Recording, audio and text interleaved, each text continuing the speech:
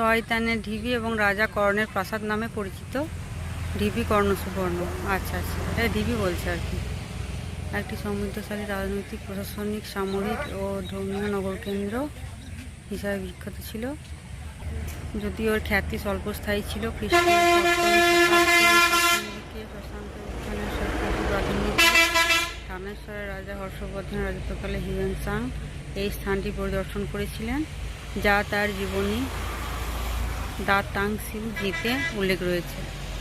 এই বই অনুসারে তিনি তাম্রলিপ্তি থেকে কর্ণসুবর্ণ দেখে চলে আসেন এবং রক্ত মৃত্তিকা মহাবিহার নামে পরিচিত একটি মঠের অস্তিত্ব দেখতে পান। আর এস.আর. দাসের অধীনে কলকাতা বিশ্ববিদ্যালয়ের প্রত্নতত্ত্ব বিভাগ 1962-63 সালে রাজবাড়ি ভাঙার খনন কার্য পরিচালনা করে খনন কাঠামোর 5টি পর্যায়ে প্রকাশ করেছে।